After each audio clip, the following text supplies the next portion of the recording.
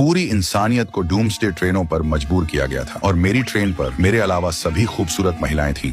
इसके अलावा उन्होंने सभी तरह की एबिलिटीज जगाई। एक औरत को एक प्रेडिक्शन रडार मिला। वो 3 मील के भीतर हर छोटी मूवमेंट को सेंस कर सकती थी। एक और सीधे वाल्किरी में बदल गई। एक ग्रैब ने ट्रेन हैंडरेल को बेंड कर दिया। किसी और ने एक समनर बन गया, लेकिन केवल अगर वो फुल थी, अन्यथा वो केवल छोटे पेट्स को समन कर सकती थी। हालांकि मैं इस ट्रेन का कंडक्टर बन गया, मुझे उनके लिए कुछ और करने में कोई दिलचस्पी नहीं थी, क्योंकि इस डूम्सडे वर्ल्ड में इस तरह की 10,000 से ज्यादा ट्रेनें थी। ट्रेन की स्टार्टिंग स्पीड 20 किलोमीटर प्रति घंटा थी, जबकि हमारा पीछा करने वाले मॉन्स्टर्स 30 पर दौड़ते थे। तो टॉप प्रायोरिटी उन मॉन्स्टर्स को हिलाना और जिंदा रहना था। मैंने बोर्ड पर सभी को गिना। कुल 35 लोग थे, लेकिन केवल हम में से 6 मुझे शामिल करते हुए ने पावर्स जगाए थे। सबसे बड़ा सिरदर्द यह था कि मेरी एक्स गर्लफ्रेंड लिसा भी इस ट्रेन पर थी। उसने कहा कि एबिलिटी यूजर्स को रेगुलर लोगों को प्रोटेक्ट करना होगा, और यहाँ तक कि मुझे उसकी देखभाल करने के लिए भी कहा। उसने सचमुच उस सुबह मुझे डंप किया था। मुझे नहीं पता था कि वो सीधे चेहरे के साथ ऐसा कैसे कह सकती है। जैसे ही मैं सोच रहा था कि कैसे जवाब दूं, उसके शब्दों ने मेरी गॉड टियर चॉइस एबिलिटी को ट्रिगर किया। बिना हिचकिचाहट के मैंने तीसरा ऑप्शन चुना, उसे मारो और एक रैंडम हथियार प्राप्त करो।